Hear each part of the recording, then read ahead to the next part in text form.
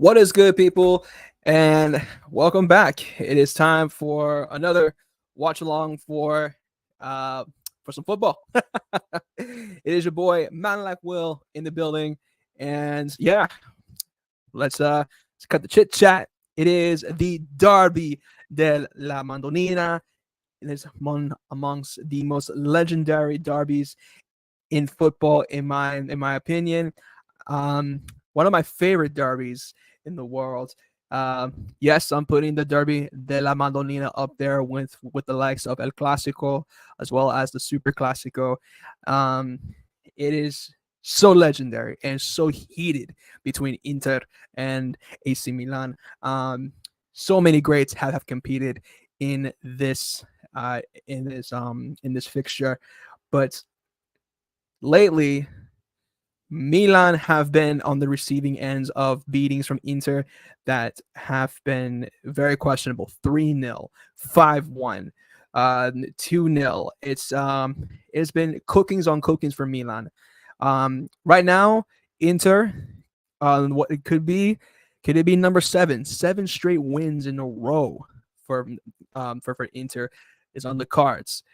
Fonseca, he is on the hot seat.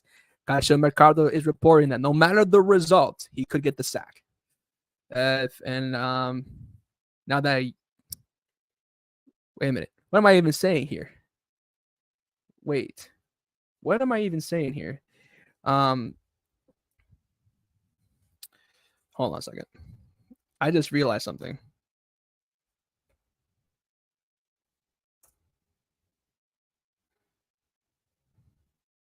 Never mind. Yeah, I'm getting confused with something else. But anyway, yes, Fonseca, he is on the in the hot seat at the moment. Could he be joining the likes of Daniele De Rossi in terms of getting the boot? I'm not gonna lie, I am still getting I'm still confused as to why Roma did sack him, but that's Roma. But nevertheless, smash a like for everyone who's in the building, for chilling with me. If you are an Inter fan, yeah, this should be interesting. If you're a Milan fan, it's going to be stressful. Chance here for Milan early on with the corner. Christian Pulisic with the corner, trying to find Rafael Leao with the header, but no dice. Bastoni kicks it out into the middle of the park. Teo with the header here. He's Milan again, recuperating possession here. Gives it back to Mike Maignan. And while we're here, let's take a look at the starting 11 for both Inter and AC Milan. Let's see what we got here. Okay. So for Inter, it is as follows. It's pretty much what Inzaghi is going for. Not really surprised at this starting lineup here. You have Jan Summers in goal, Sherby, Bastoni, and Pavard in the back. Oh, chance here for Milan early on. Pulisic, who's in great form at the moment, and he is doing the shimmy around that midfield. Speaking of which, it is Denzel Dumfries, Nicola Barella, Hakan Chanalalu, Henrik Mkhitaryan, and Federico De Marco, who is in the makeshift five. And up front, you have the combination of Marcus Thuram and Lautaro El Toro Martinez, who will be the two strikers for the Nerazzurri. Now, for the Rossoneri, under Fonseca, you will see Mike Maignan, Emerson, Gabbia, Tamore, Teo, Fofana, Rezners, Alvaro Morata, Rafael Leao, Captain America himself, Christian Pulisic, and Tammy Abraham will be starting up front. So, yeah, what do I make of it? For Milan, this is they need to win. And it's going to be a tall order. I'm not going to lie to you, considering that it has been a bit of a rubbish. It's been rubbish form for Milan. This is probably the worst start of the season for Milan that I've seen in quite some time. They got cooked. I mean, I want to say got cooked, but against Parma, freshly promoted Parma, who I think has been doing very well. No one really had thought that they would actually be getting. Many people were surprised by it, on how bad that they got cooked. They drew two Torino as well. They again, they should have been able to take care of Lazio, and they weren't able to do that either. I think it's just silly mistakes, not having, I guess, that chemistry in the midfield, not really much creativity there. And they found, I guess, they got their juices cooking, I guess, against Venezia, 4-0, comfortable. And some say that Milan is back, quote unquote. But then we go into the Champions League, where again, they got brought back to life, where Liverpool demonstrated again that they cooked them 3-1, and that Milan, there's still issues there. I think defensively they're not as sharp as they are, except for Teo Hernandez. They're still leaving so much space open, especially on the counter attack. And I think for them to kind of compact and try to keep this Inter attack that is well organized at bay is going to be a tough order. So, in my opinion, I think it's pretty much Inter's game to lose. But we shall see. And Fonseca, he is very tense. I think he knows what's going to happen, whether Milan find a way to win this or not. I think he probably knows he's going to be next in line to get the sack. So, yeah, we shall see very closely in how Milan do go up here. Here's Christian Pulisic again. Brilliance here from here. Pulisic! Oh my God! What a goal! Christian Pulisic! Captain America! Oh my God, and my screen froze.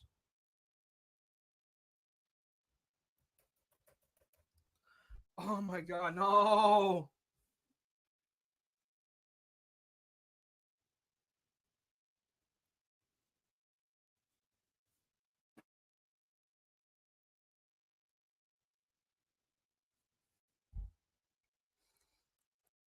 Did my screen froze?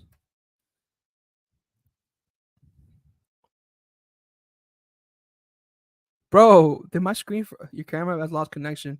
Make sure your camera is brother, what's going on? What the hell's going on? Oh no, I'm not. No, what's going on here? This is so weird. People, forgive me what I'm doing here. I'm trying to. For some reason, my screen froze,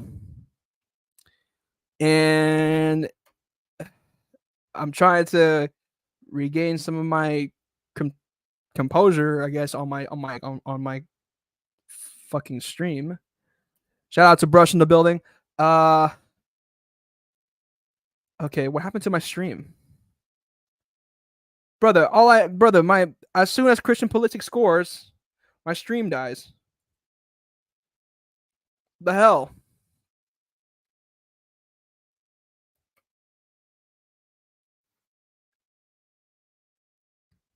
Well,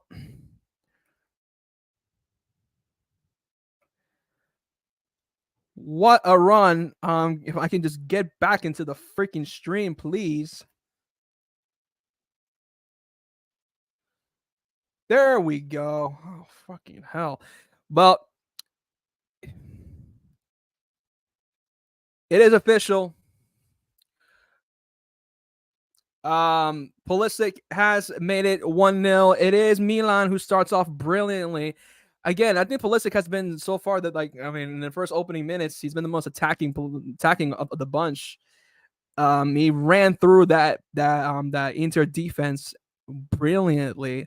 You gotta give the American his credit. And the Milan fans are absolutely buzzing in the building. But let me give Pulisic some praise here, as any American should.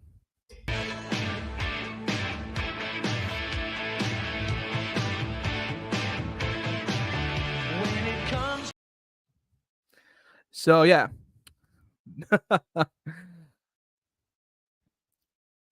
And here's Pulisic again. He takes out one. And Bastoni takes care of him easily. Now, as we take a look at Inter's last run of games. Oh, look at this now. There seems to be a fight going on here between Morata and Bastoni. Something's going on. Something's popping off here between these two. Oh, my days. And Abraham is trying to to soften this up here. Again, you got to see this run.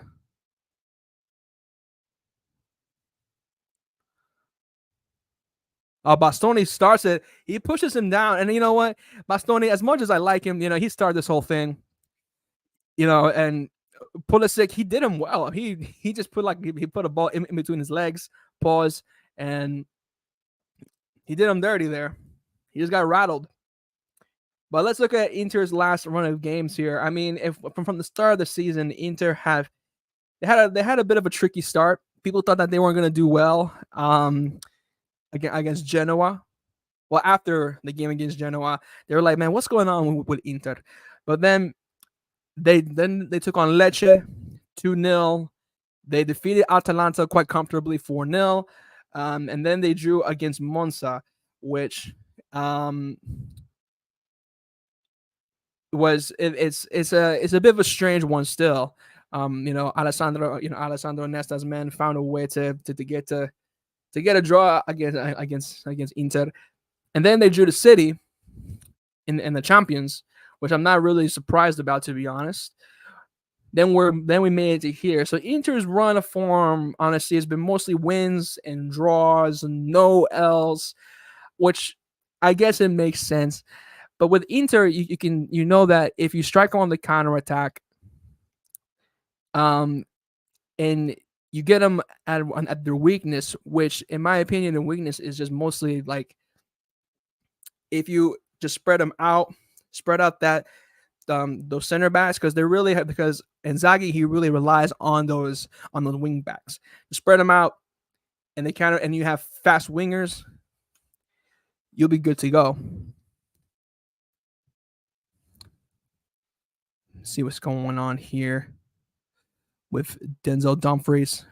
Good possession here to find Nicolo Barella. Incredible midfielder. In my opinion, one of the best players in Serie A. I would not be surprised if he were to be leaving soon, though. That's the thing. Like, I want players like him to stay in Serie A, but Serie A, they're not the most paid players in the league.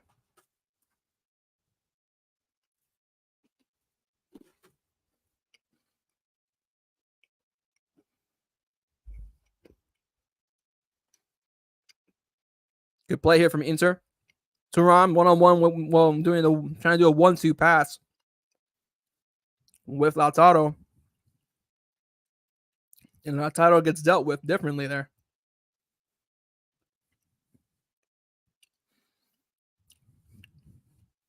It's a good sliding challenge on the part of Gabbia.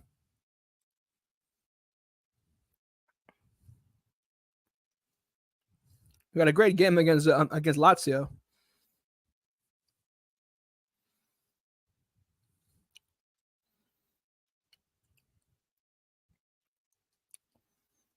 Here's Emerson.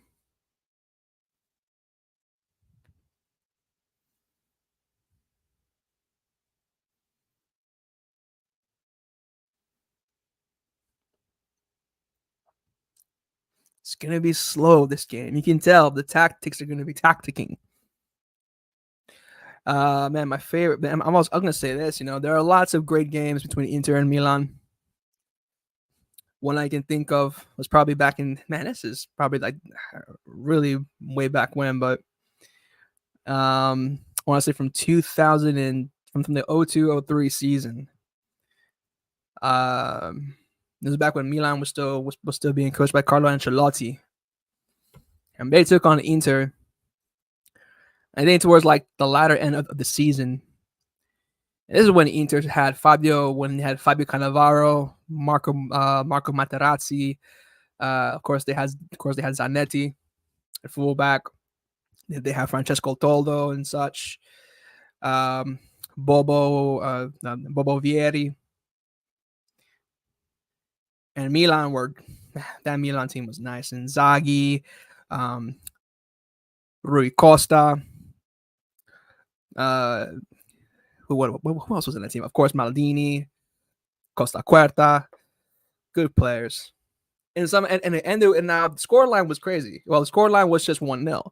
But don't let that scoreline fool you. The football that the 2000s Calcio was impeccable. I don't think people can really fight back. People can really debate that 2000 Serie A was probably the best football.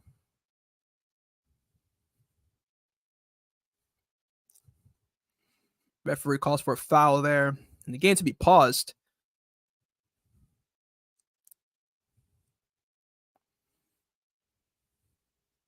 Morata is looking like he's pretty banged up there.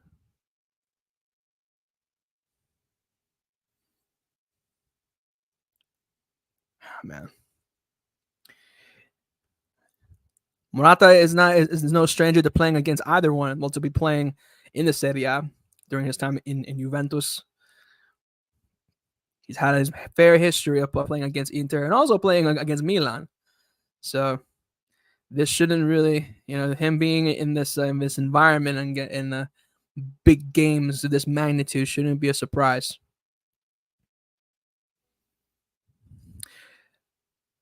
Again, looking at this run, what a run there from Pulisic. He runs through a Sherby, Bastoni, Tanaloglu, Mkhitaryan. Oh my God. What a run, man. You have to give the American credit. What a fantastic run. Listen, Pulisic, I give him a lot of shtick because the problem is he can. Oh, wait a minute. Are they going to VAR?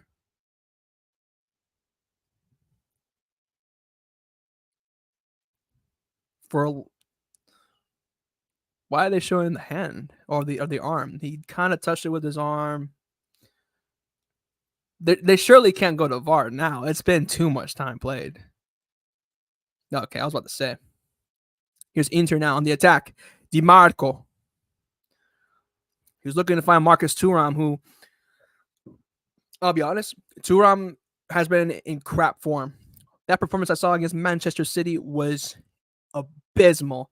Thuram could have had a hat trick, and I think many Inter fans can definitely agree that Thuram he's like hot and cold. I think he can be a very good player when it's his day.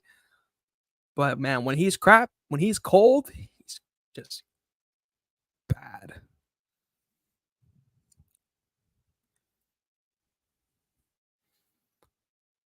Here's Bastoni.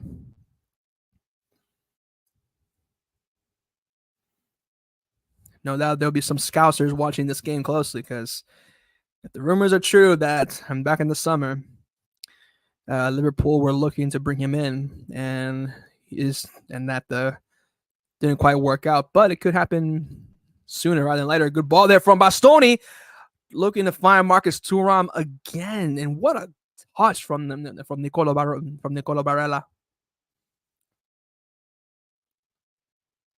It's a great ball from Bastoni again, and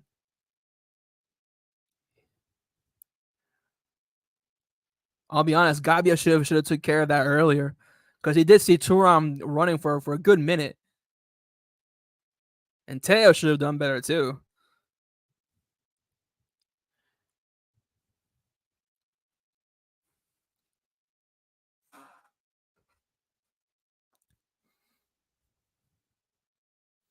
Now you see Fonseca, he got up from his chair. He's pacing back and forth. He knows what this game does mean. But listen, I feel like now Fonseca, I don't think it really matters because if somehow Milan do win,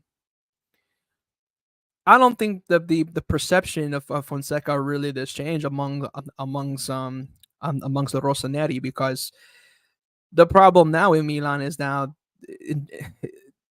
this Milan team looks a hell of a lot weaker when they won the Scudetto years ago, and they haven't improved the squad. There has been no cohesion. There hasn't been much consistency within the team. I feel like the chemistry is just not there with the squad. Yes, you do have Leao and now Pulisic being your main threats, and also you put in the addition to Alvaro Morata, but there has to be more than that. Yes, they have some injury. Yes, they have some issues with Benacer as well, but brother, there has to be more than that. I feel like maybe Milan's ownership could be an issue. That's what some Milan fans have been saying. But here we are.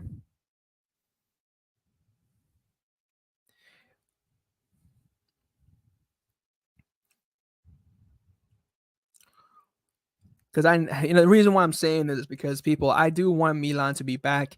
I do. I mean, as much as Inter, I mean, listen, I have no hate for Inter or Milan or Juve, quite frankly, but I just want to see the set, like these giants. No matter what English clubs say, or Spanish clubs can say, or German clubs, the Italian clubs will reign supreme. The Serie A, for me, in terms of tactics, and competitiveness, will be the best leagues. Will be are miles ahead, in my opinion. Well, yes, the marketing for Serie A is just abysmal compared to the Premier League. Competition, I think, is there. Is so much better compared to the Premier League, I would say. That's why I need teams like Milan, um, to step up their game, because they are a European juggernaut. But this ownership is just crap, and they're bringing in waste man like Fonseca. I mean, Pioli, yes, he won the Scudetto, but let's just be honest, that was just a fluke. Because you saw, like, they won it, and then they just completely butchered it the following season.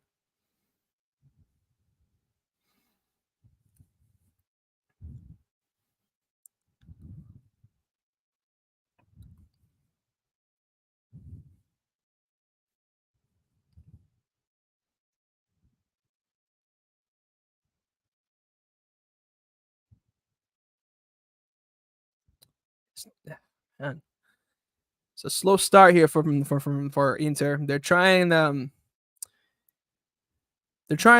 whip in the ball into the box again. They're utilizing their wing backs. Which I'm not surprised about. Denzel Dumfries or Federico De Marco just crossing the ball from 20-25 yards out, and just trying to feed something into Marcus Thuram, who has the height advantage compared to Lautaro. But at some point, I think that playbook may need a bit of adjusting.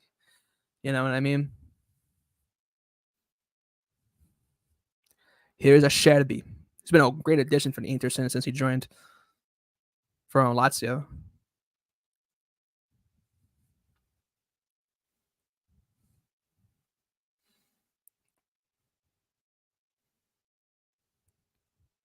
But you see, none of the Milan players, none of them are just pressing, except for Pulisic, who gets the ball back brilliantly, I will say. Look at this. Good stuff here from Reyes. Rafael Leao. He just gives it back, and now Milan are just passing the ball about.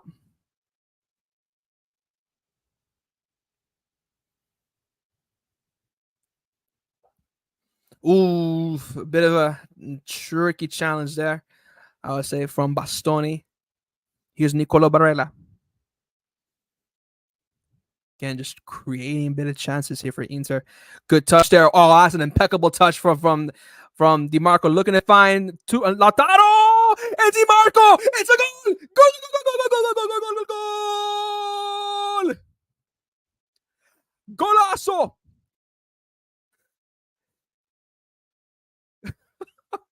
Di Marco, he makes it 1-1. He leveled things up. The 1-2 play between him and Lautaro. And Milan are in a predicament now. Bombastic side eye.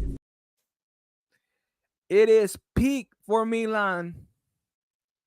Inzaghi now, he has got his energy. We're seeing it again. Nicolo Barella with a fantastic ball to find Di Marco. Great touch to find Lautaro, and Lautaro just gives it back to him. And where was the defending? That was poor, absolutely poor. Gabbia, he just falls for it. And I don't know what Emerson Royal was doing. That is some proper Spursy behavior, of course. And brother, he just gave that space away. What the hell was that? Impeccable. Impeccable play there. They just gave that away. And we're seeing Zlatan Ibrahimovic in the stands. And you see the Inter fans are jumping for joy at the Stadio Giuseppe Meazza.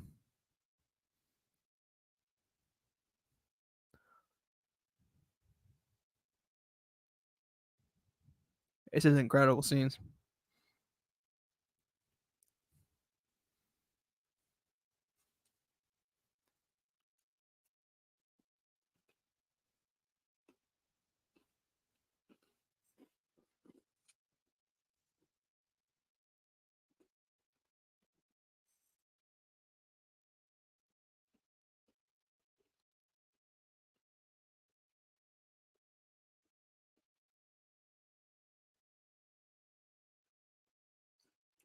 Mm.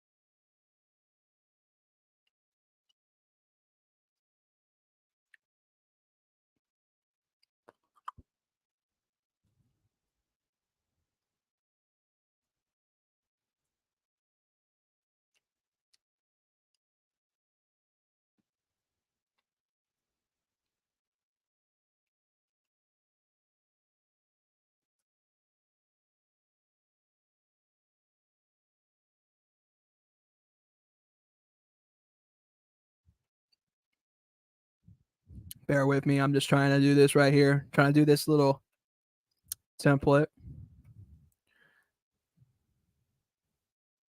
And pull this on the. Man, this is crazy. Trying to multitask is kind of a mad thing. It's kind of like a mad thing still, you know.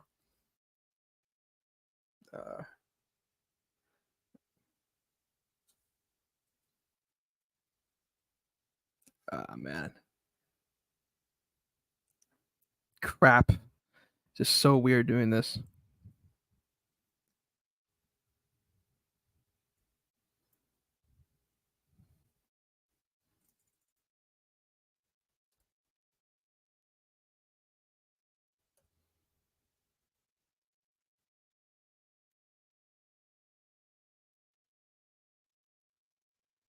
Okay. I think I added an extra L. I shouldn't have done that.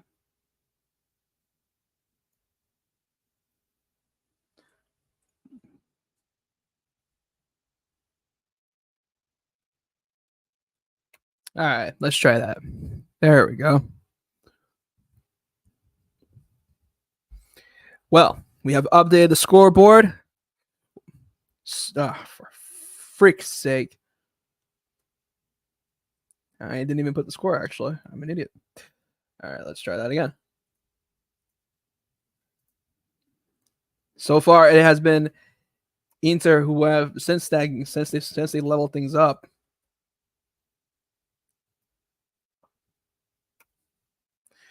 It has been mostly them who have been on the receiving, who has been them trying to attack Milan.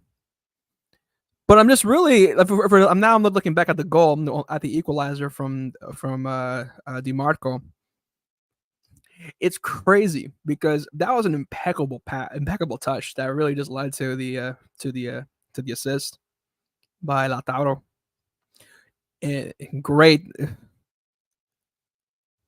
Greatness. Now here's how. I'm now questioning how will Milan respond, because if Inter go down, I'm wondering how Milan will really. And we know how they will go. Like, we know how they will respond. They will try. They will create chances for themselves. we know what they're about. But with Milan, that's just the question of the night, because from their past games, they will drop their heads, their confidence will be low. And from previous exchanges against Inter, it's like they just give up. I think in this game of all games, I don't think they should. All right. Come on now.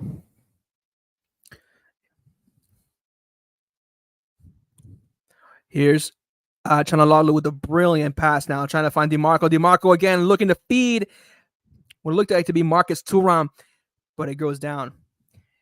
It gets caught easily by Mike Magnon, who's a great goalkeeper as well.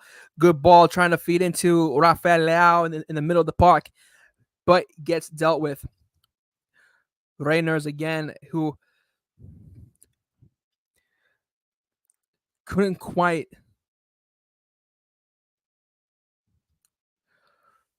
feed anything. He saw I saw the vision, but again, no dice, unfortunately. We're about almost 35 minutes in, ladies and gentlemen. It is 1-1 Inter and Milan. So far, it has been Inter who've been controlling, like, at least for the past 10 minutes or so. It's been all Inter, and they have gained a lot of confidence since DiMarco's equalizer.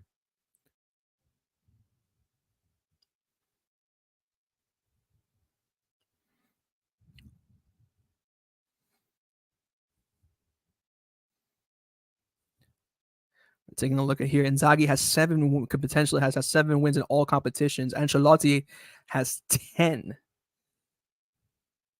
for Milan. Crazy. Inzaghi with 7 in all competitions. He could be on a way. He's close. I mean, if he wins again, in April, if he wins again in the spring, and if they do meet in Coppa Italia or something like that, or potentially in the Champions, which I really doubt, I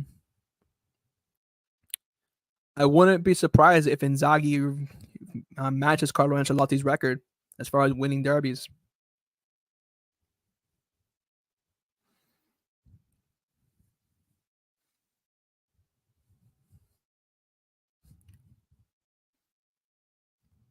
Now Milan, they're just starting off. They're just going to be just slow with the ball. There's not really much. Again, in these type of games, you kind of want Rafael Leao to really do something here. But again, this is why I want fans, especially Arsenal fans, who really are really persistent and trying to make me want me to see what Rafael Leao can bring to Arsenal. And I'm seeing this so far, and I haven't really seen much of him.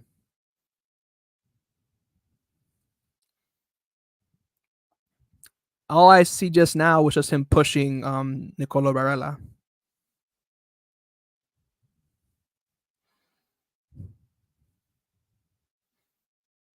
Like in this type of game, in this type of derby, especially, like if we're gonna play, let's say Tottenham, or if we're gonna play Man City today, and we had Leao within our ranks, I need him to step up. And so far, I'm not seeing any energy from Rafael Leao.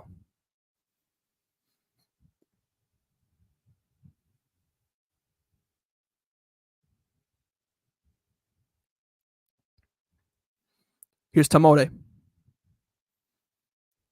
Too much time on the ball, Tamore. Too much time on the ball. And Denzel Dumfries, he goes down, but he keeps the ball alive. Here's Inter again. Mkhitaryan. It's Mkhitaryan going for the shot. And it takes a deflection, and it will be a corner for the Nerazzurri. Referee has awarded a yellow card. Not sure for who, though. It appears to be for Fofana. You see this again here. I'm sorry. It's actually Fofana. I thought it was Tamore, but no, it was Fofana.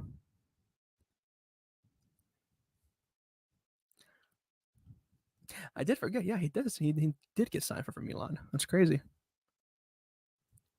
It's a corner given to Inter. And the Mayasa is on their feet with this corner. Could be something here for Inter, and gets denied there by Gabia. Chanalalu again. Finds Di Marco. He could whip it in. He does.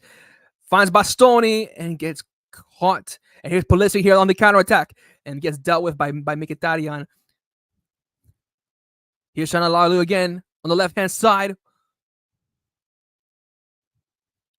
This is brilliant stuff here from Inter. Just keeping possession, bro. They are having their way with Milan right here, man. Milan look proper stinky, man. This is good football from Inter. You have to admit. I mean, I know Milan fans would probably hate me right now, but look, you have to give the Devils their due. I mean, they're just.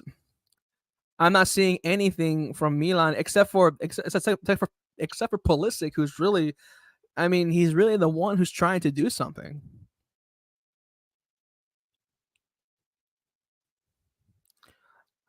And it may be American bias, but listen, you gotta give the Yank his due.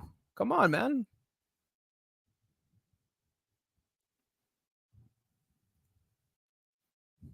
And you know what? Speaking of both Milan clubs, man, like I'm kind of bummed that Giuseppe Meazza / the San Siro will get torn down, or might not be used for football games anymore. I feel like I get it. It is an old stadium, but it has a lot of legacy behind it.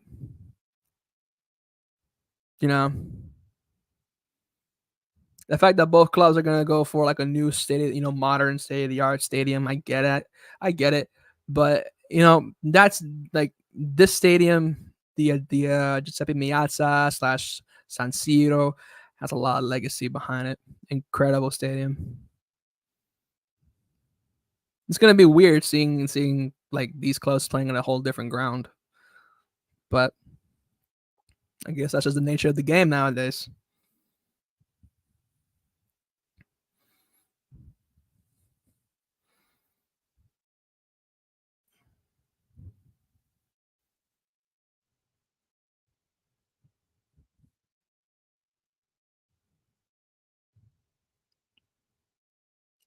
Throw in given for Milan, it'll be Teo, who's contemplating on who to throw it to, quite frankly.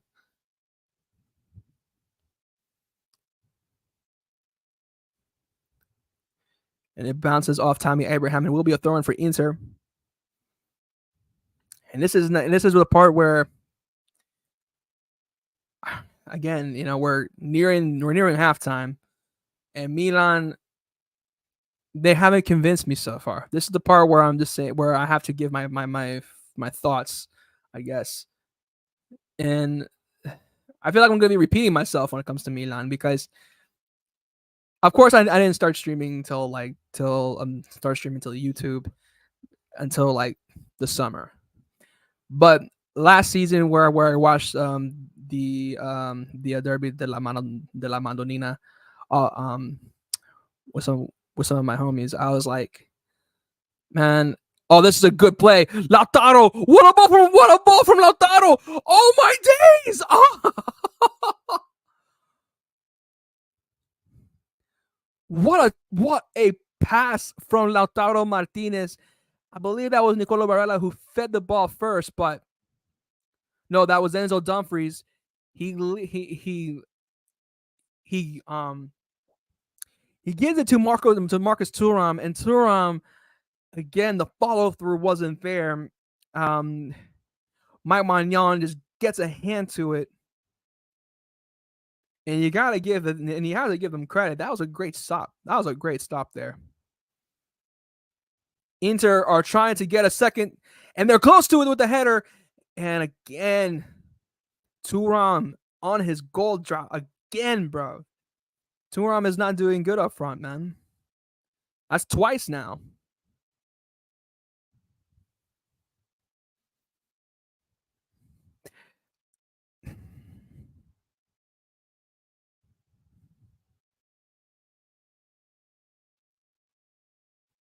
We're near the 40 We're near 45 minutes, and I gotta give. Wait a minute. He's Morata with the one trying to do a 1-2 of his own with Rafael and or Tammy Abraham.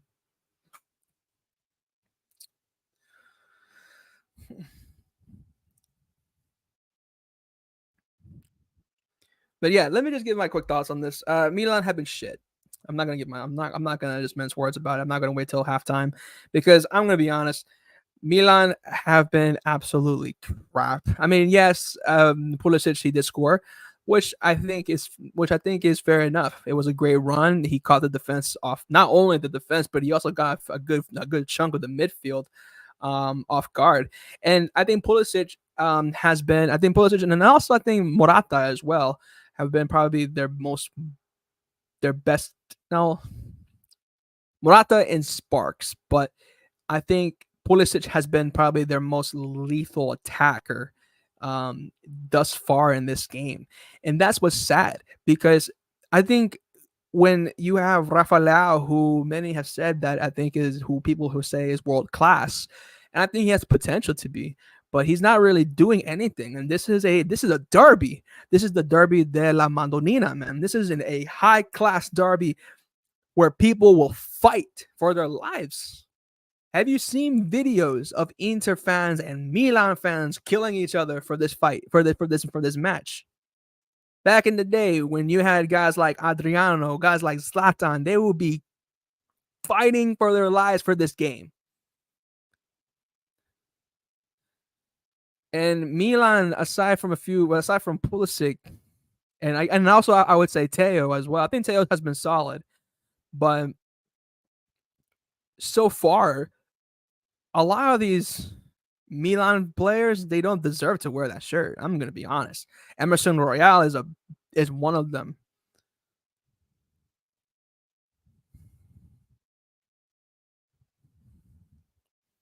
It's amazing how some of these guys are able to wear that shirt too.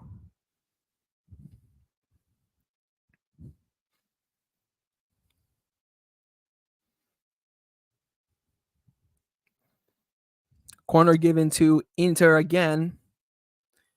Mike Magnon having a few choice words with the official.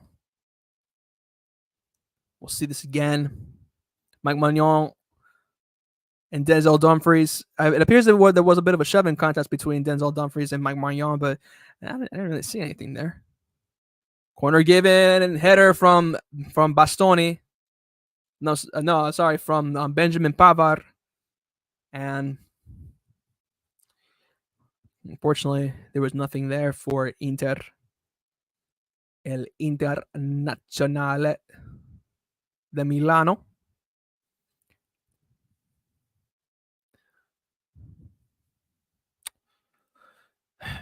I mean, I want to see who else Inter have on their bench because, I'm sorry, who Milan have on their bench because I mean Inter. I know they have Zielinski on there, which I think is a great option, by the way. But let me see who Inter have. Oh, wait a minute. Well, we are at halftime. Thank God the referee blew the whistle because I think, yeah.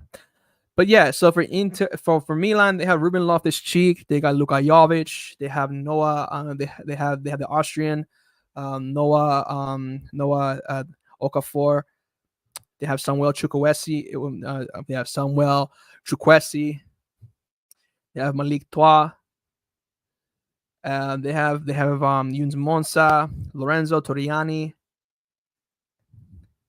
and they have Filippo Terciano. Pavlovic as well is available onto this. So they have some fairly decent selections. I think Ruben Loftus-Cheek, I think for adding, I don't know what his status is in terms of fitness, but I would not be mad to putting in Ruben Loftus-Cheek into this game, to be honest. Like, I'll be honest. I mean, they need like some attacking options up front. Personally, they need something. These guys. Monza is not a bad shout either, but I feel like man, they have to put something there.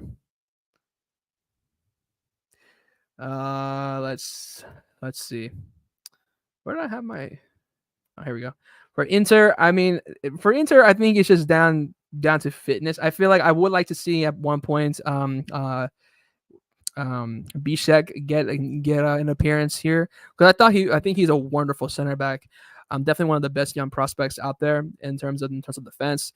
He kind of reminds me of Calafiori in a way, where he's able just to, even though he has like a significant height difference, but the way that he's able like to carry the ball, and the way that he has incredible vision, even for a center back, and the way he tracks back. Yeah, I think Inter have struck gold with this young man here. They also have David De Fratiese, um, and they have of course, the ever experienced Marco Arnautovic and Peter Zelinski as well.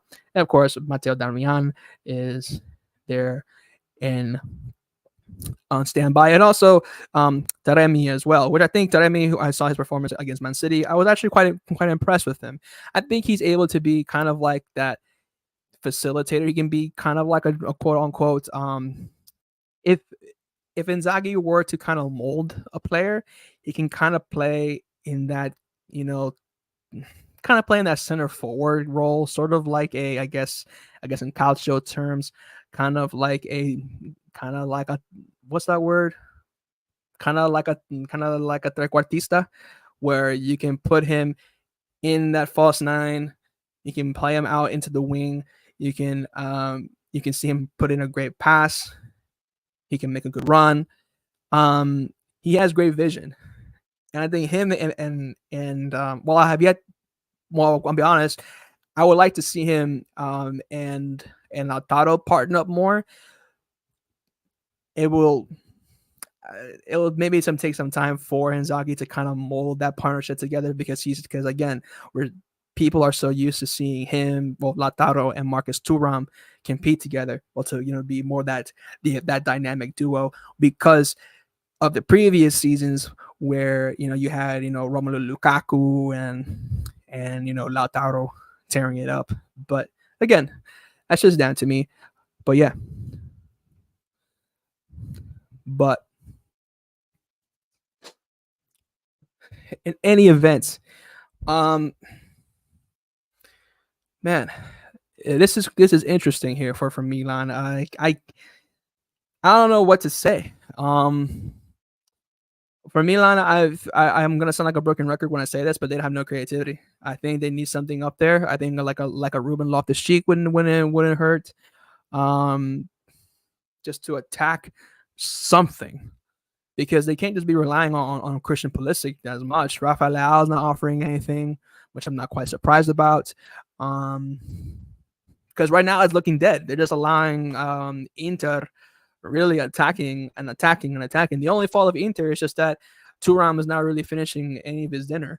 So yeah, and like I said before at the start of the game, it's Inter's game to lose, because Milan, they're not really offering anything. So yeah, that's what my pretty much my first half thoughts. We shall see what happens in the second half. I'm optimistic that we will see more goals. Because again, it's the derby, it's the magic of the derby. There has to be, and like when all those emotions, thrive. You see the passion and the hatred that these men have for each other. You know what I mean? You can tell that Lautaro hates Milan. You can see in whatchamacallit, Teo's eyes that he really wants to bitch slap Denzel Dumfries. You know what I mean? So yeah, it's just one of them ones. We have to see that. And why am I seeing Clint Dempsey there, bro? Clint Dempsey looks like, ugh. Bro, who styled Clint Dempsey there, fam? What is that? Ugh, brother. Ugh. That's crazy. Anyway.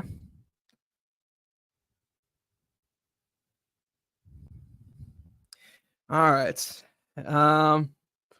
Let me scroll through. Let me do what I usually do in my streams, and we shall do the usual Twitter stream, the Twitter timeline look. Okay. Let's see. I'm seeing a lot of.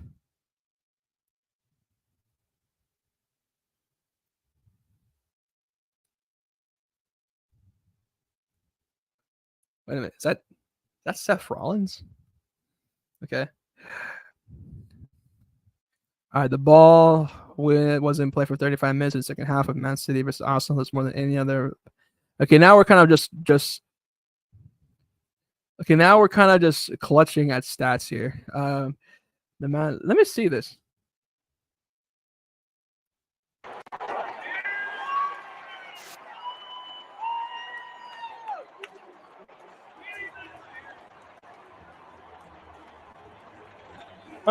He actually got thrown over. That's crazy. Arteta, red card. I prefer not to comment. I've seen it. Is that obvious? I'm expecting now 100 Premier League games to be played against 10 or 11. Look, now that I've calmed down, yeah. I do want to give somewhat of my thoughts on the red card. Look, and I'm gonna put myself on full screen for this. With the red card, I think it's down to this. I think Yo-Yo, who said this in the first stream, in the actual Man City Arsenal stream, I think he said it right. The game is soft. That's how it is.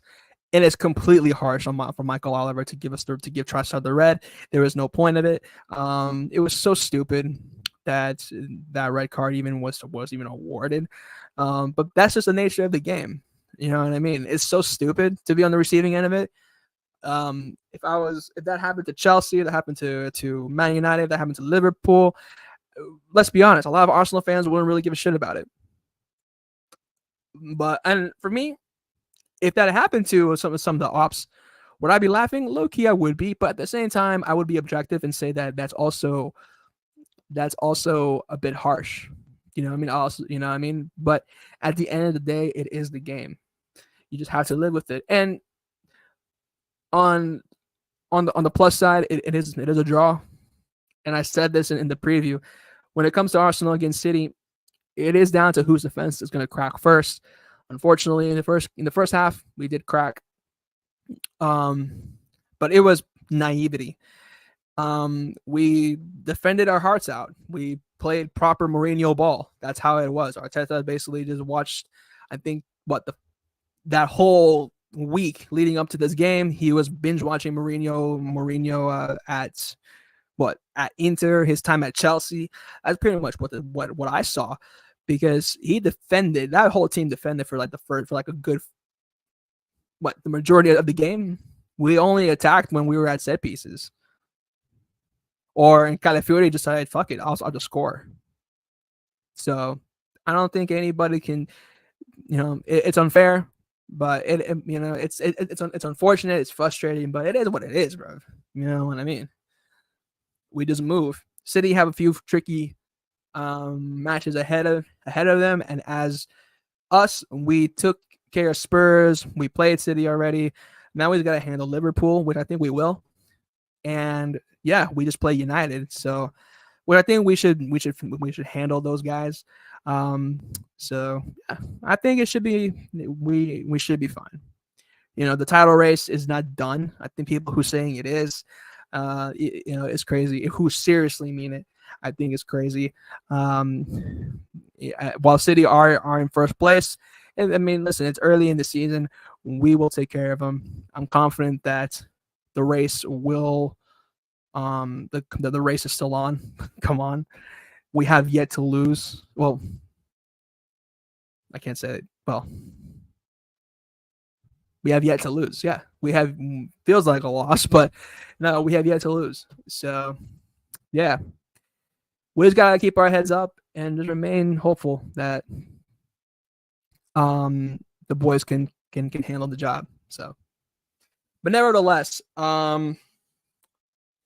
let me see, shifting onwards to a different league, because I'm not gonna lie, man. Speaking on the Premier League, this will probably take up the whole stream. So let me see where we're at. Let me head over to let me just share my screen, because hopefully I can stumble upon to some highlights of the Super Copa, because that was a good game from what I heard. Football without fans is Man City. That's funny.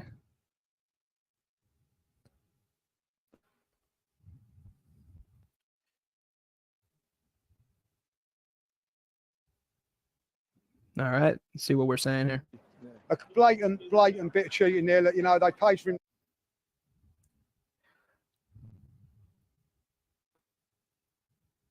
Sometimes in life, cheats do prosper, and that's what happened today. Like, you know, and that's the referee. Yeah. A blatant bit of cheating there. That, you know, they paid for him to go to Saudi Arabia a year ago. A year ago, when we was at the Emirates, he had the chance to send off Kolovic, never did. Yeah, never did. And I wanted to keep the game going and everything like that. And today, dubious one. And at the end of the day, this is not the first time Oliver has done this. Yeah. And then, and it will be the last, hopefully, because obviously, if Arsenal ever have him refereeing a game again, it's a calamity, because there's something not right. Sometimes in life. I mean, again, I mean, we're kind of beating a dead horse here. Michael Oliver's a terrible referee. I get it, but you know, it's just, again, it's one of them ones where you know, I think I've kind of said this earlier. He's a terrible referee. I get it, and it was soft. That whole issue. So I hear it, but I think what some Arsenal fans have to also understand, you know, my fellow Gooners have to kind of get, is that we didn't really attack all that much either. You know, I mean, I'm trying to be devil's advocate too. We really didn't have much going for us up front, except for Kai Havertz. And I think also, if you think about it, I mean, he did take off Saka and he put on Ben White, which I thought was a crazy decision. He defended for a long time. For that early on, I throughout the stream, I was thinking to myself, man, it was bound to happen. You know what I mean? So when it did happen, I'm like, it pissed me off, but I'm like, man, we were so close, but here we are. Anyway, let's hear what the Don has to say. See now, Man City.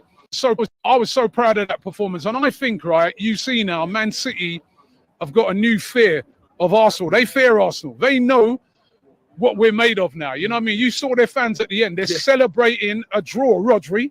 Man City today and their fans are celebrating a draw against 10 men Arsenal, because they know against 10 men, because they know how good this side is. They know how good we can defend, and I think rather than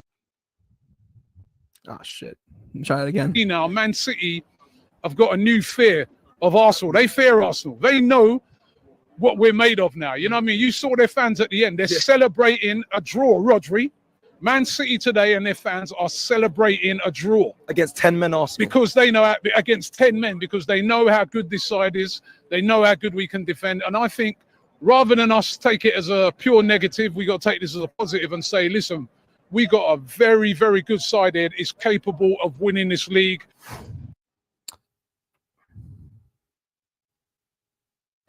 I'm not gonna listen. As much as I like the Don, I'm not gonna lie. I think he's a bit reaching here.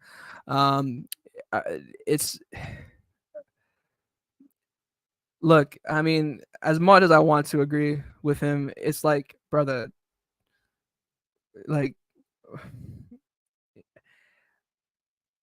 if you don't, this quote right here pretty much debunks everything that, you know, Don Robbie has basically said.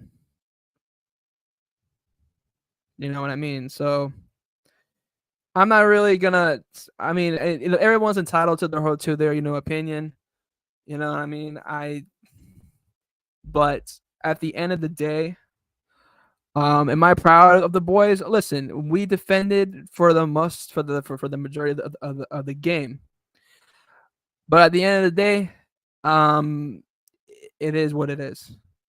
We should have done better as far as attacking more. But listen, you know,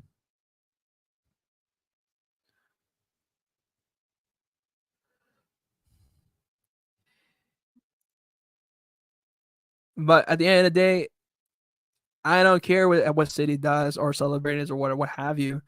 I just need for us to win this league. You know what I mean?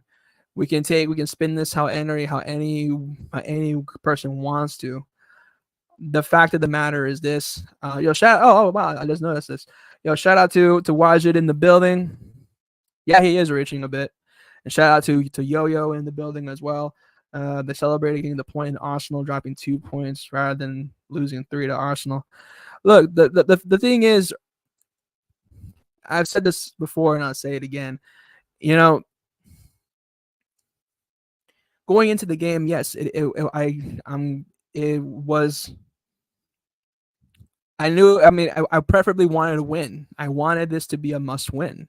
You know what I mean? Because it was going to give this mentally, it was going to give the boys the boost it needed. But they got the draw. Arteta, for me, when he said yo, when he basically got the sub for Ben White for Saka, which I thought was kind of crazy to really think about it. We didn't attack. He basically just said to park the bus. And I was stressing throughout the stream that it was bound to happen. I was surprised that it wasn't that we were defending that much.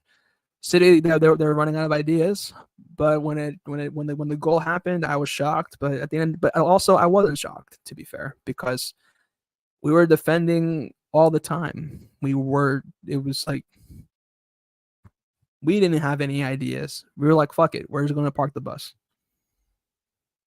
So, do I think City is scared of us? No, not at all.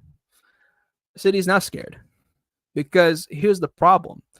The thing is, if you look at a team like City, what people have to get is that Manchester City, it is not unstoppable. Do you know what I mean? So teams have defeated this. Like many teams have beaten this squad before. Do you know what I mean? So I'm like, I don't get why. I don't know. I'm not gonna rant on this. But whatever.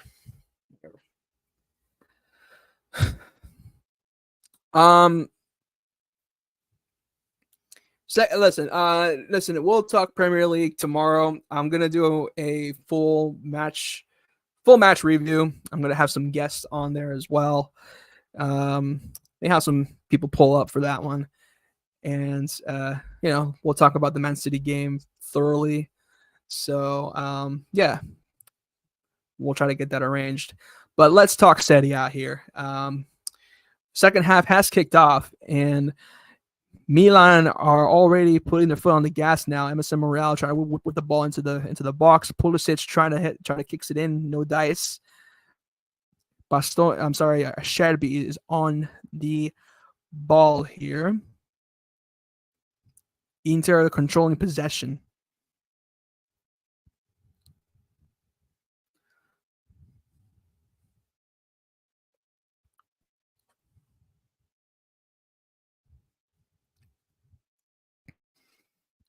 Man. But I don't know what Jan Summers let that thing go. What is he doing? Wow.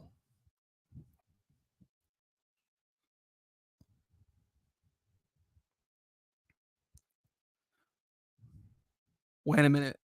Are they really pleading for a penalty for that?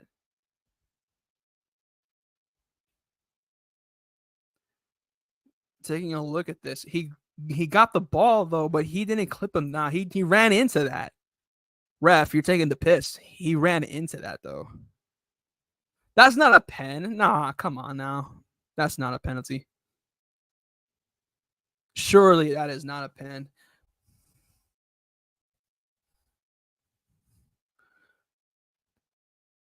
I think I don't know. I think Tammy Abraham's taking the piss here, but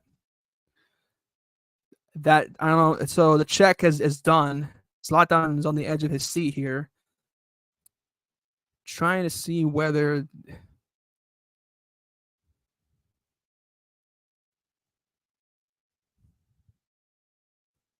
what will the ref say? Come on, is it a foul? Is it a something? What is it?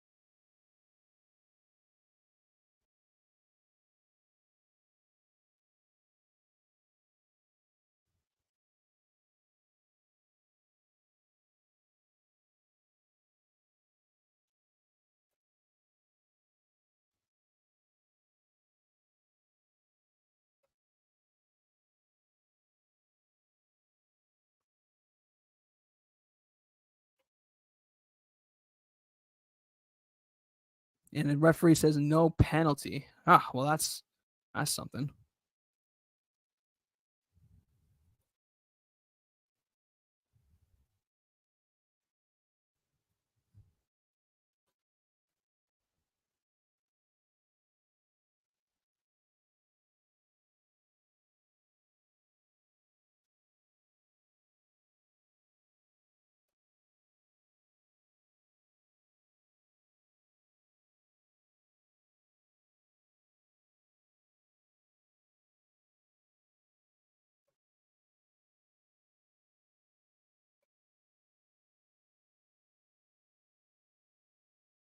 All right. Nah, try to do multiple things. Come on now, really? This stupid thing. I'm trying to do multiple things at once, people. Forgive me. Watch it. Now, listen, my bad, people. I'm sorry if my energy is just drowned. It's just I'm tired. Honestly, I'm tired. I'm tired. The city game kind of drained me out a bit. I can't lie. And honestly, I'm not really seeing anything from the derby. Like Inter and Milan, I mean, I love the Serie A, but I'm not gonna lie. This derby is kind of stinky right now. I expected more.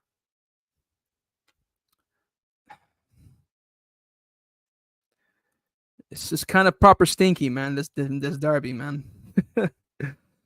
So I'm not really saying much. What can I really say?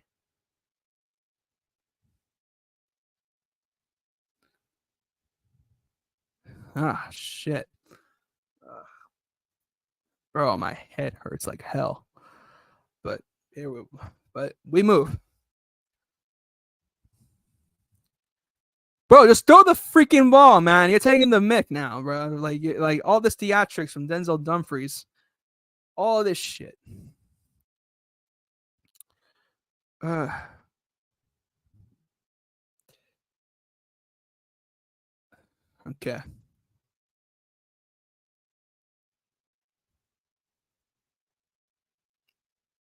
And Inter now they're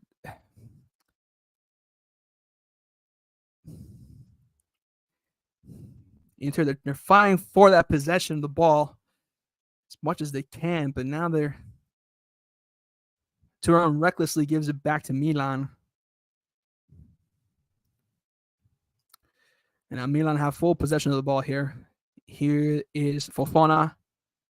And he throws it out. Okay. Interesting. Fucking hell.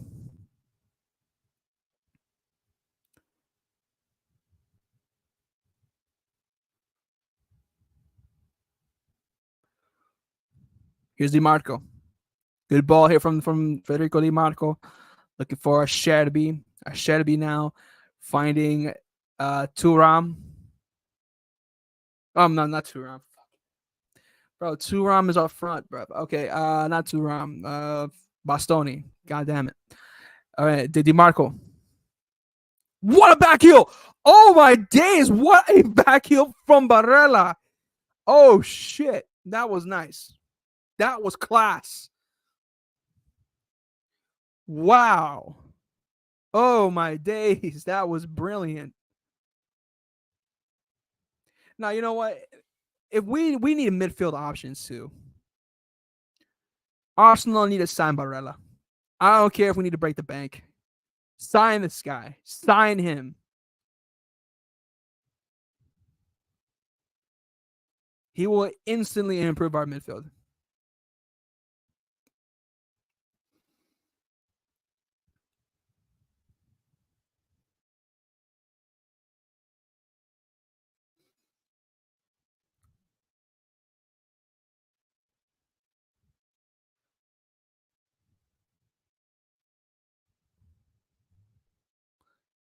And now Milan, they're trying to attack here as much as they can, but you see now Inter cleans up their mess. Milan were trying to do a counter-attack. Pulisic was on the run, but Barella brilliantly cleans up that mess at the back. Thuram here. Here's Inter's counter. Thuram on the right. He does see DiMarco on the left. Going for a shot on goal. And it. Oh, damn. Chanaloglu was going for long distance. And he's the technique was there, but not the power, unfortunately.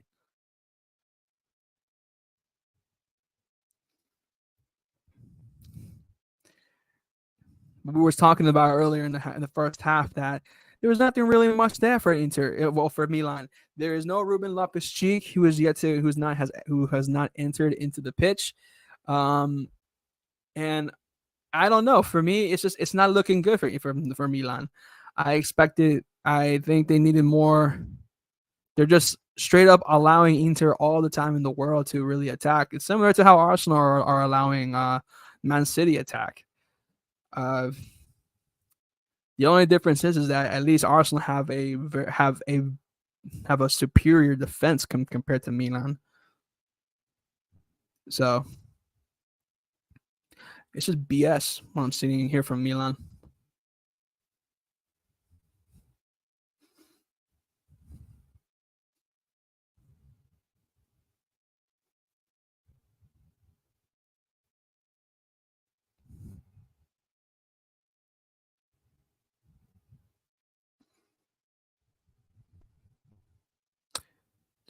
Chance here from brother. You know what? Nah, man. You know, if Milan's gonna be playing like this, man, I might as well just end the stream, bro. Because fucking hell, like Inter, like I'm pissed off at Inter too. Because listen, Inter have all the time in the world to really win this. Like Inter can legit win this game.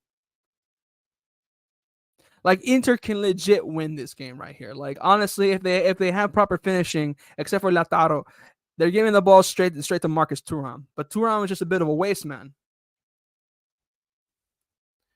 But Milan just stinking up the place, bro. Milan right now, they're just so bad out there, man.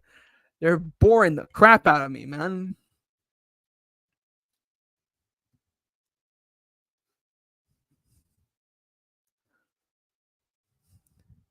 That's why I'm surprised they even. I mean, you know what? That's why I take back. You know what? I take back what I said during the first Serie A stream that I've done on this channel.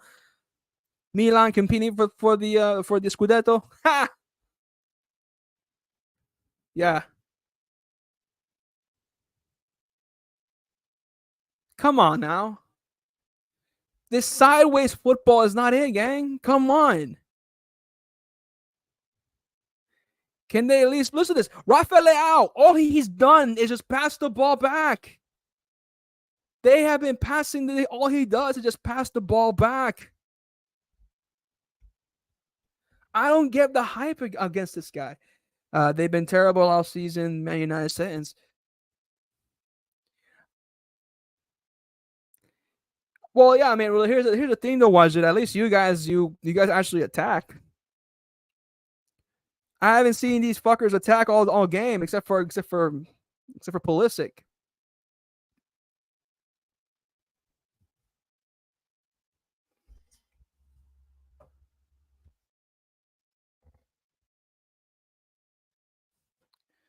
This is just dreadful. I mean, watching Milan play is dreadful, bro. Like I'm starting to regret doing this stream. I'm not gonna lie to you because no disrespect to any Milan to any Milanista to any Rossoneri fan, but bro, this is terrible when I'm watching here.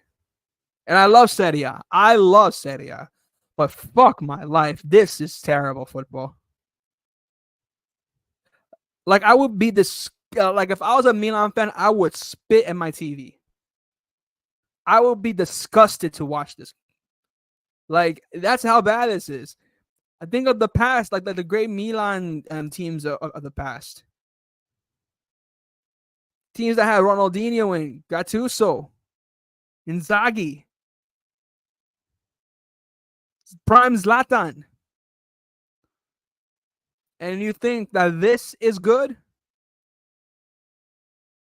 Any Milan fan saying that this shit is good, you're fucking deluded. I'm sorry. And I'm disappointed at Inter as well, because I think Inter, if they get a draw here, this should be a loss for Inter fans. And look at Christian Pulisic. Pulisic, the only one who's going forward. Now Milan trying to go for an attack. Good pass there from Emerson Royal. And Rafael Leao, he was literally right there to score, and he does fuck all. Zlatan has to make a decision. I think Zlatan's like what, the director of football or something like that in Milan. He has like a executive position at the club. But my whole thing, that club needs to be changed, man. Milan need help, man. Milan need help, because if Juve found a way to bring in a top quality coach like Thiago Motta,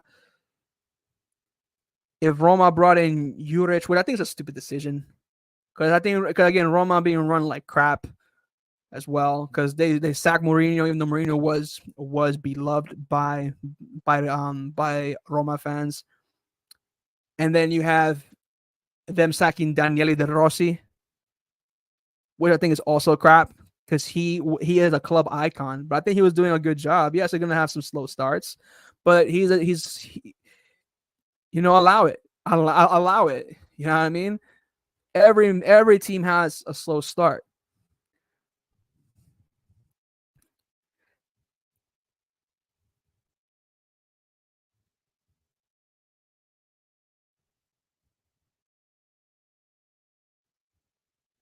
Milani is a coach like man, I'm trying to think.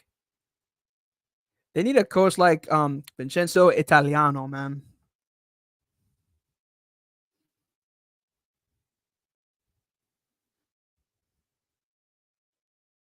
Either him or I mean, I know it's early days, but that Parma coach is actually pretty good.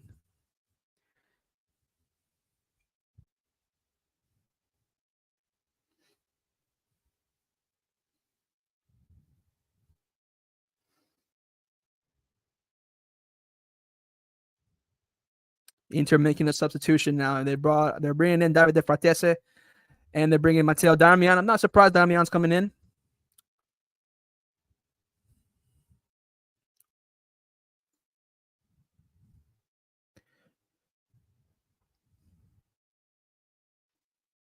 Wait a minute, they're making 3 substitutions. Who else is coming on? Oh, okay. Aslani is coming on as well. And Chanalolu is not particularly happy with the substitution. But, you know. You know what? I would like to see Taremi. Personally, I think Taremi should have been substituted in, because I'm not gonna lie, Thuram hasn't done shit throughout this whole game.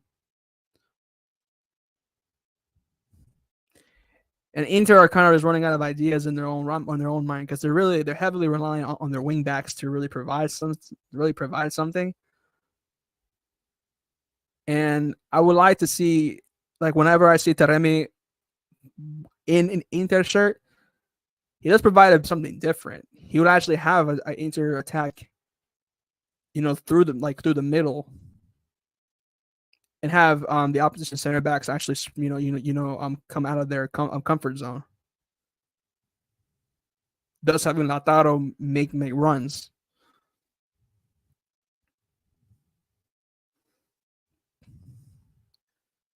Here's Leao again. 1-on-1. He does him here. Okay, good run there. Oh, that's actually a good run there from Rafael Leao. And he was trying to feed what's the brother's name? Reyners.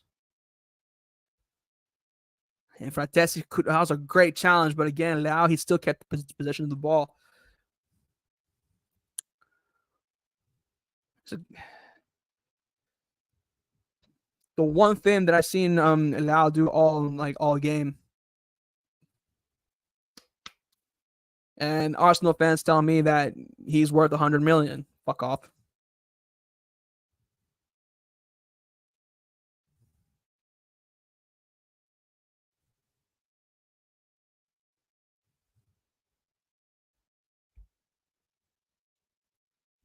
Pulisic.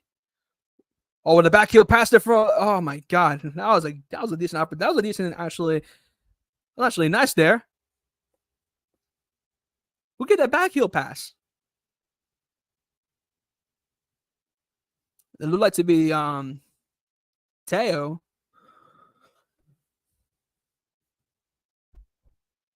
Oh, wait a minute. Could they be going up? Could they be calling a pen here? The ball did bounce off Lautaro's shoulder. There was intentions there. They're going to VAR. They are going to VAR. Okay. Milan have a lifeline.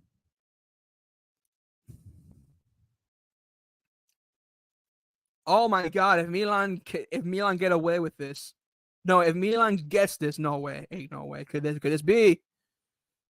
Nope. It's not a pen.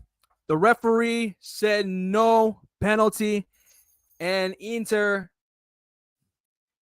have Inter have been saved there. Milan thought that they were going to get a pen. They thought that they were going to find a way to finesse this. But the referee said, don't go anywhere.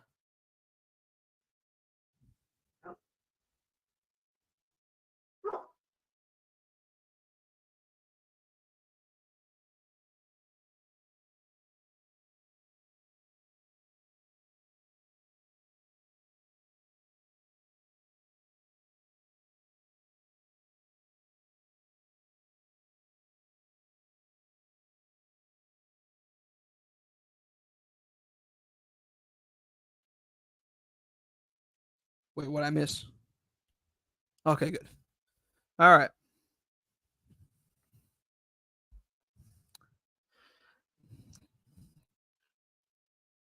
Now let me see here. Now Inter have just been since the restart. Now Inter have just been controlling the possession as much as they can. 66 minutes in, and my God, it's peak. I can't lie to you. It's been a peak stream. I'm not gonna lie to you. Second half, okay, chance. Oh, Morata trying to go for long distance. Okay, no dice for Milan there. Morata was going for power rather than technique.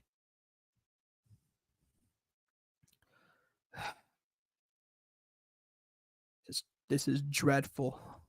I'm not gonna lie to you, man. I can't lie. Those who are watching on YouTube and Twitch, big up to you. This is a dreadful derby della Madonnina. I've expected more, but here we are. Fuck my life, bruv. This is putting myself through hell here. But for the love of Calcio, we have to do it, man. Here's Inter again for Marcus Thuram. Good ball here. This is a good player from Thuram. He goes down easily. Referee says no penalty. Thuram is fighting with that, but there is no pen. He went down too easily there, in my opinion. And here comes Milan with a counter attack. Pulisic with the ball. He goes down there. Good tackle from Federico Di Marco.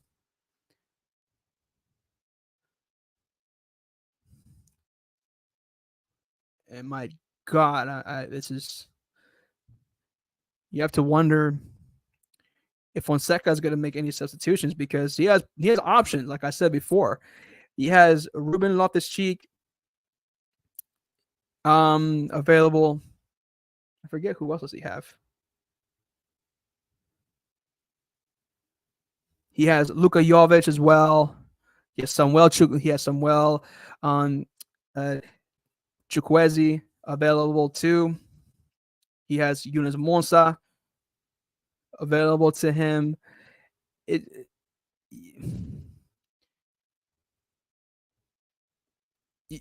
have to think, what can this team do?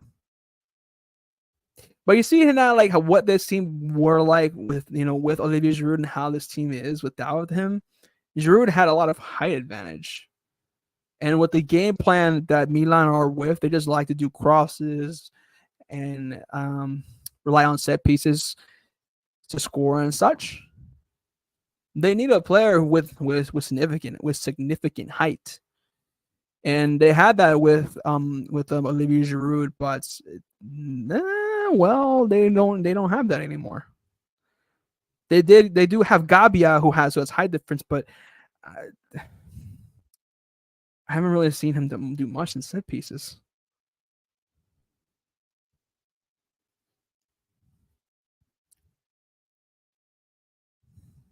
Here's Bastoni for Inter. Good cross. Trying to find Nicolo Barella. Good touch there from Rafael. Trying to start a counterattack for Milan. Too hard of a touch there from the Portuguese winger. And Inter now on their counterattack. Here is Davide Fratese looking for Nicolo Barella. Barella now for Acerbi. Acerbi now. Plenty of options. He gives it to Bastoni here on the left-hand side. Bastoni can go for a cross. He does. Great controlling of the ball by Asenali.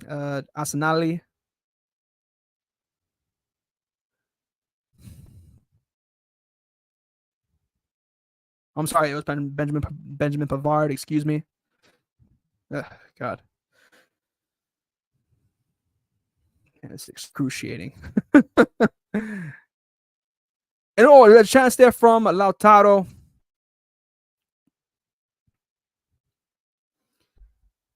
Man. God. Is it the 90th minute yet? Oh, okay. It's the 71st. God dang. 20 more minutes of this crap.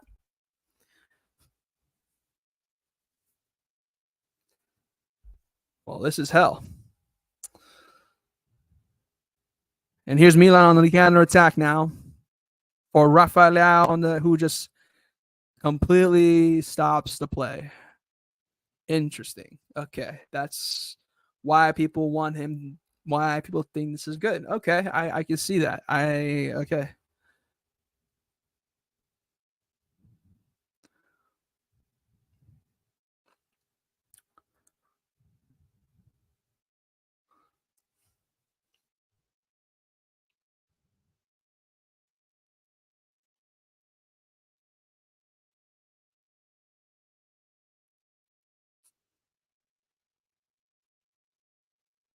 All right, now Milan are starting to play they're starting to play a bit of football here. Good possession play here from Milan. Here is Reiners for Emerson Royal. It's Morata. He found Morata, but isn't he offside? No. Good run. Went for a cross, looking to find Tammy Abraham, but couldn't quite do it. And Leao skies it into the stands. God dang, these guys suck, bro.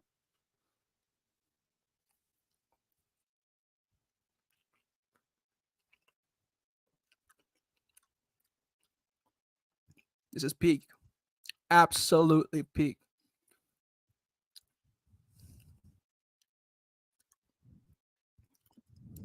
Ah, man. This is excruciating for me. I mean, even as a fan of Serie A, I'm not going to lie to you people. This is probably the worst derby della Madonnina I think I've seen in quite some time. Because usually they would give me a bit of drama. We did see the pen, but it wasn't as bad. It wasn't that much dramatics involved. I would have a bit of spirit from Milan. But fuck my life, man. This Milan team is so lifeless, bro. Oh my God. Like I've seen bad Milan squads before. But oh my days, this probably takes the cake. As the worst. Here's Lautaro, good play here. 2-round for Lautaro. It is still Inter. Oh no. Here's Milan on counter attack. Tammy Abraham. It is 3-on-2. Chance here for Leao to make it 2-1. And there's a chance. What a save by Jan Sommer.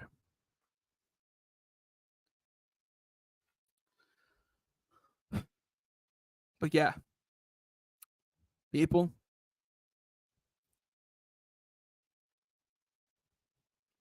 haven't been impressed.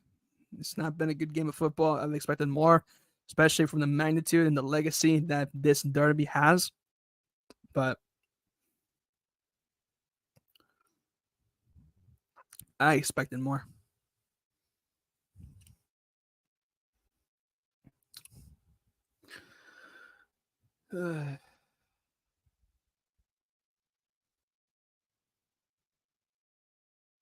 Here's DiMarco again, looking for Lautaro. Good pass there. Well, good idea from Lautaro.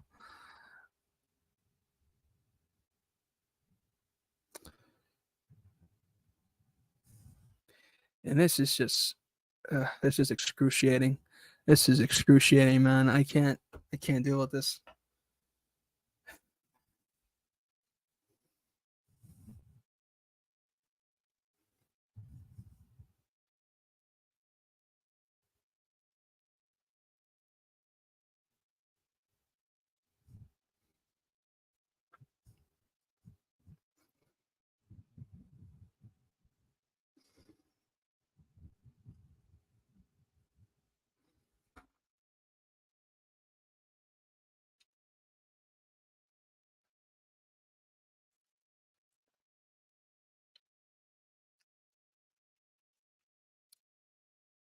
Oh my God. Now Milan are having the possession of the ball, which is good. Let's just see how long it takes for them to do something. Okay.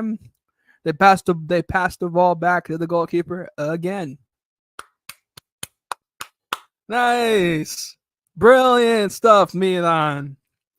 Proper Fonseca ball. Oh my God. Here's Pulisic again for Emerson Royal.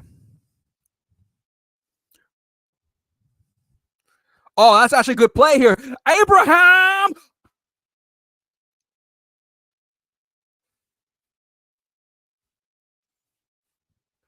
Tommy Abraham with the golden chance to make this 2-1.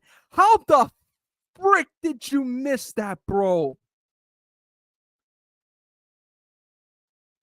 What a ball, bro.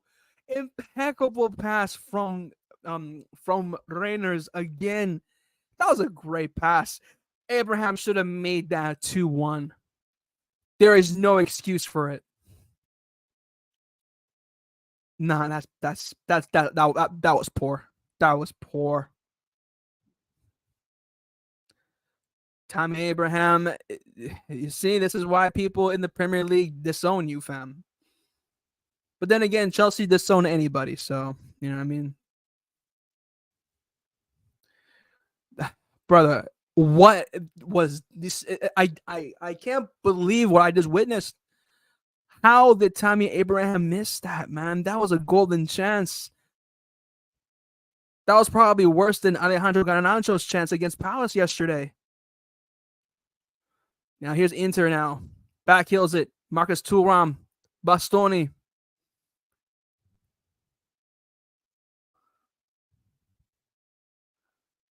Here's Fratesi. Benjamin Pavard. And that Inter, they're just running amok in that Milan midfield. Pavard again can whip it in. He does.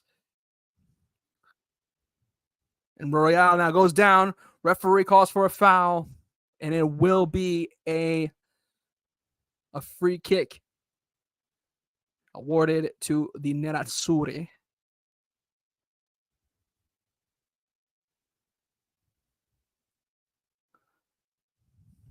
I'm sorry, to Milan, I should say. Oh, my days. Well, we're near the 80th minute. And if this ends in a draw, is this a good result for Inter? No, this is a terrible result for Inter.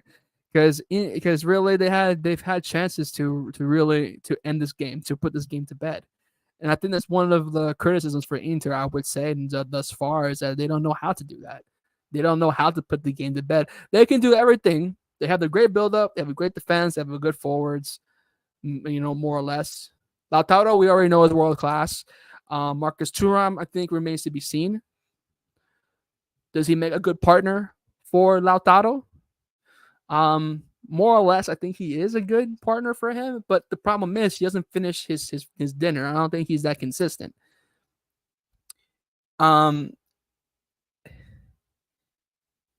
I feel like, again, Inter should be ahead of Milan right now. And Milan, fuck my life, man. They what a golden chance that was for Tammy Abraham again. And that was probably the only highlight I've seen them do this so far this game. Leao has done fuck all. Pulisic, again, first half, he was probably I think Pulisic was probably the best player on the team. Who else? Reyners, I think, comes to a close second. He's a good player. Was pretty much pulling the strings in the midfield. I mean, Morata really hasn't done anything. Teo, he was holding it down and at fullback, but Tomori, I haven't seen much of him. Morata, like I said before, he's basically isolated. But it's just been dead, is what this Milan team is.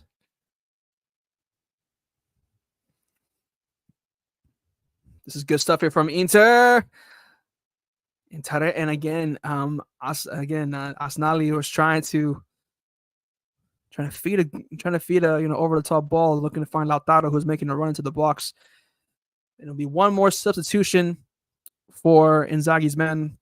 Bastoni comes out, and it'll be Carlos Agosto is set to check in very quickly here. Throw in.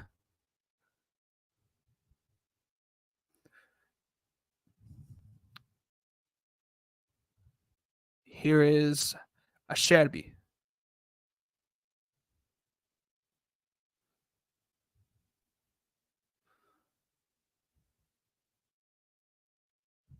Thuram. Good play here from Inter. Just again, their build-up play. Inter have all the ingredients here. Their follow-through or their way just to finish off games, I think it's a bit questionable. Here's Augusto. Di Marco. And he was hoping that Asnali was going to make a run there, but again, didn't really read the plays there, I'll say. Oh man, dude, bro, my fingers look huge in this.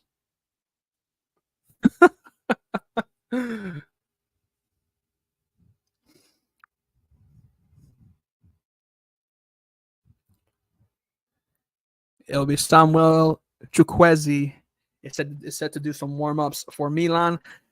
I think that should have been done some time ago,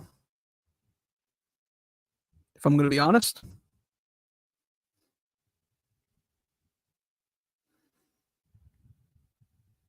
Here's Inter again. Marcus Thuram. Thuram now in a foot race. And he's trying to feed it to Lautaro, who made the run. He was onside as well. Here's Gabbia, who is way out off his line. Ruben Loftus-Cheek now on the right-hand side. He takes out one, he takes out two, trying to feed it to someone in the box. And gets dealt with, but here comes another chance here for Milan. And again, Tammy Abraham is trying to feed it to someone. He gets the ball back, looking for Rafael Leao here on the left-hand side. Here is the Austrian, Okafor. And no dice. Not the best follow through, but now we're seeing a bit of life here from Milan in the final few minutes.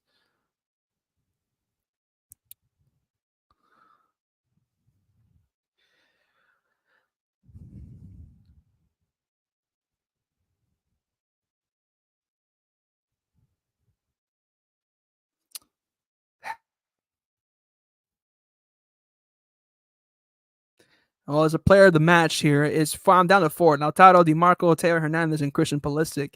At least on my feed that I'm watching. I'm surprised. I'm surprised Reyners is not into that category as well. I think he should be an honorable mention.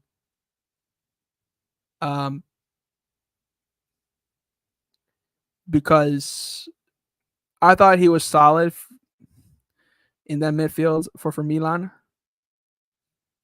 And yeah.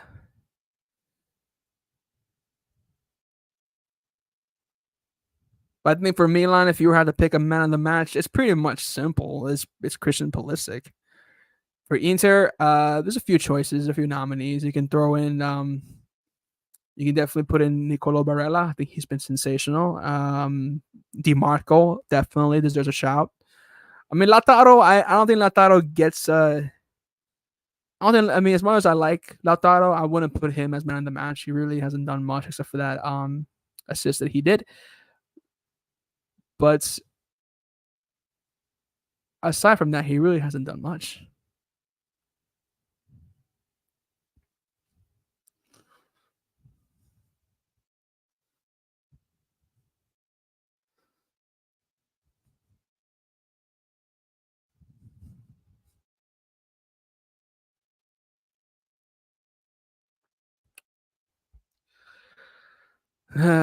This is peak, man.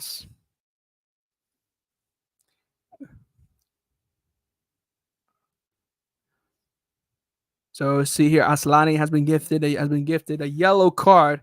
Little collision between him and Fofana. Honestly, that was soft. I wouldn't have given anything for that, but that does present an opportunity for Fonseca to do a substitution. It will be Rafael Leao coming off, and in will be Samuel Chukwueze. And I think that's a decent substitution, I guess. It should have been done like 15, 20 minutes ago because Leao really hasn't done anything. He really hasn't done jack shit throughout the whole game. Well, I would say throughout the whole game. I would even say it has really been all Christian Pulisic. Here's Milan again with a chance here. Reynolds again. He's been doing all right here. He's been trying to put a little bit of life here into the midfield. He was trying to feed a ball into Okafor's feet, but you got to give Asnali credit to stopping that. Here's Ruben Loftus-Cheek he was shut down there by Federico De Marco.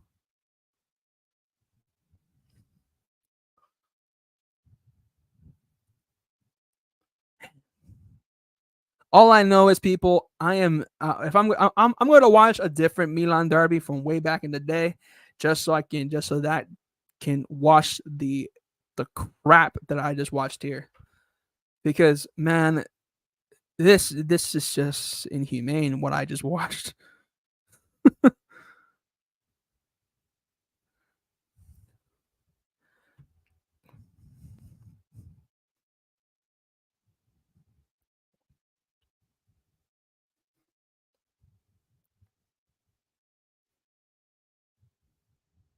Here's Trainers with a header.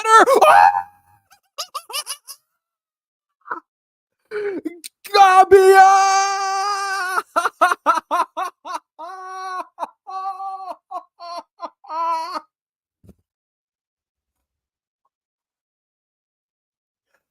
It is Gabia.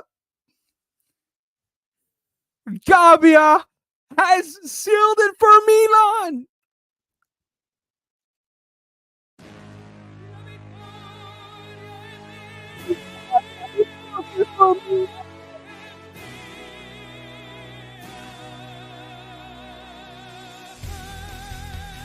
I can't believe it.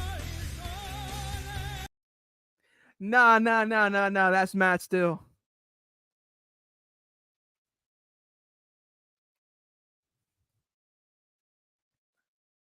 Great ball in from whatchamacallit, Reynolds again. What an excellent pass. Really just was on a plate for him. And Gabia with the height advantage. Fantastic. And the Inter fans are crying, bro. Nah, that's crazy.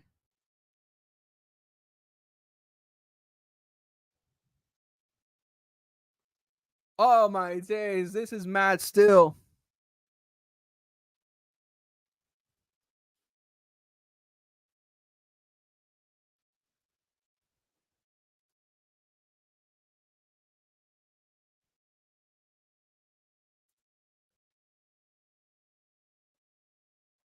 Just updating the scoreboard, ladies and gentlemen. Yes, your eyes do not deceive you.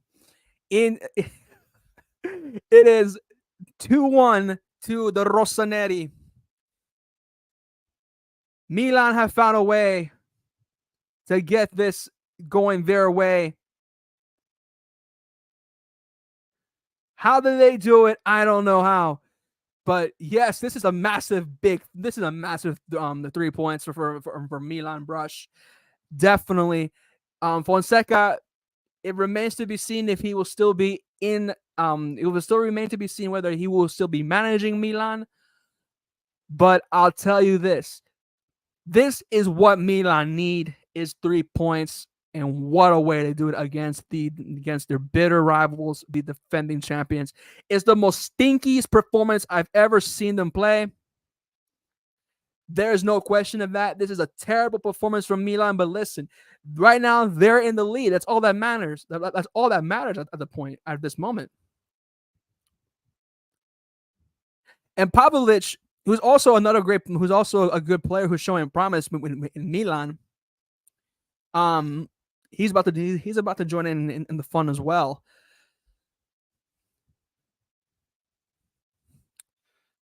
You know what? I'm getting Pavlic confused with Gabia. I'm actually just doing that. But nah, this is incredible.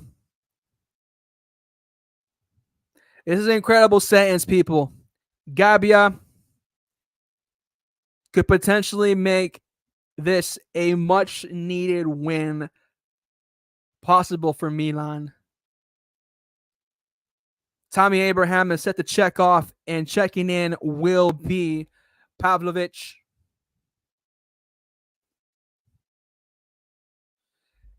And we are in the 90th minute, late 92nd minute. There are 6 minutes of extra time, people. Can Milan do the impossible? Or is there late drama with Serie A? Anything can happen. No one thought that Napoli can win the Scudetto again, and look what happened. Genoa. People thought that Genoa were going to shock Inter, and look what happened in the late minutes. Inter found a way to get themselves a draw again against Genoa.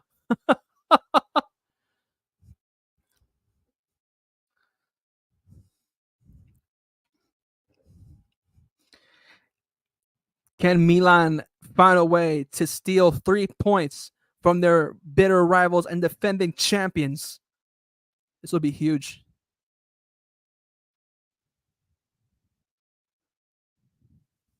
Milan now. It's going to be a scrap here. You can tell Fofana and Zielinski had a bit of a tangle right there. Bit of a tango going on there. Referee should have said play on. Enough of the whistles here. Zanetti is not liking what he's seeing here. Arguably one of probably the greatest right back you have seen in your time.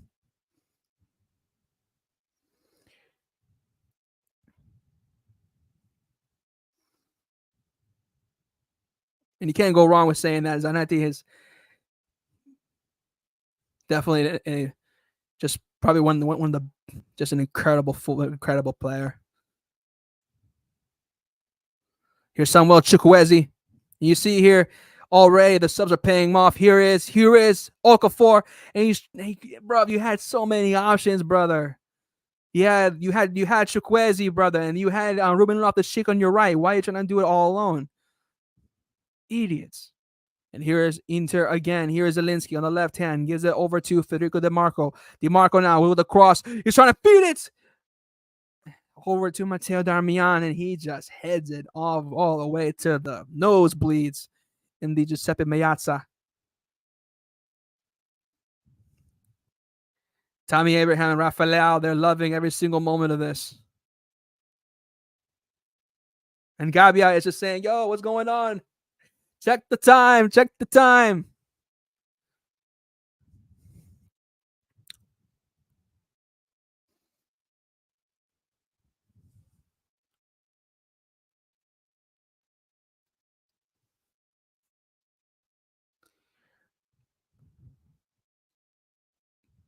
If Inter can find a way to get a W now, if Inter can find a way to level things up, I should say, that will be incredible late drama.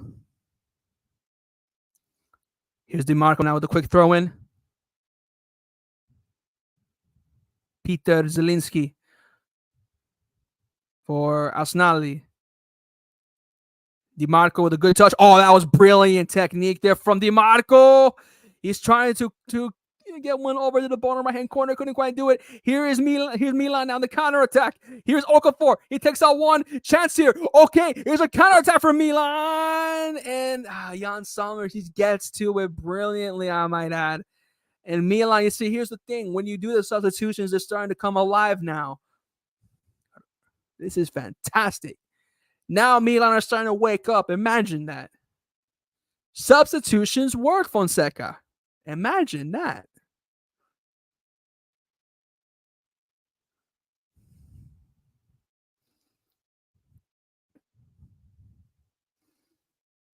Oh, that's a brilliant touch there from Ruben Loftus-Cheek. Oh, 2-on-1 for Milan. 2-on-1 for Milan. Chukwueze, 1-on-1 here for Okafor. How did he miss? No. How did he miss? Ain't no way he missed that. But it doesn't matter. It doesn't matter. Milan have gotten the 3 points.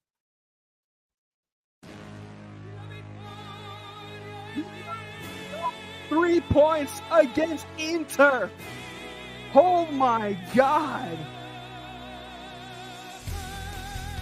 Inter have gotten through. Inter are in the mud.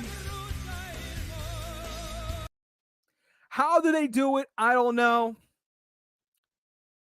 Could this have saved Fonseca's job? For me, I don't think it does. I think he's still in the hot seat. But oh my God, listen, the last 10 or so minutes, well, I would say 5 to 10 or 5 to 10 minutes definitely have been somewhat improved, but oh my God.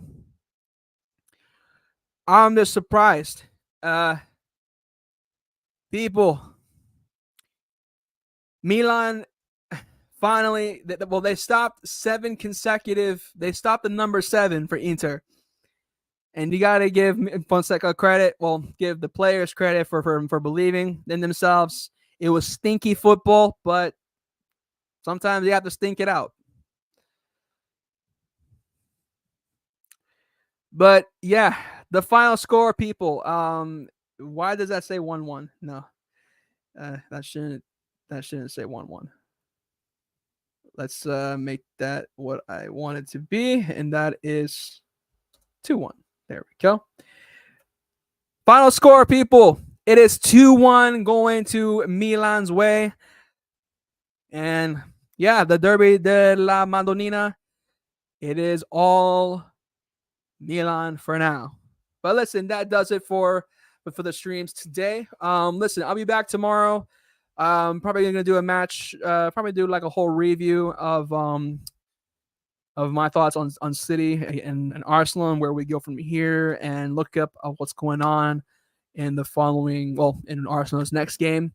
But yeah, as far as that goes, I appreciate you guys kicking in with me. And yeah, Serie A, 2-1, Milan. Vamos. Jesus.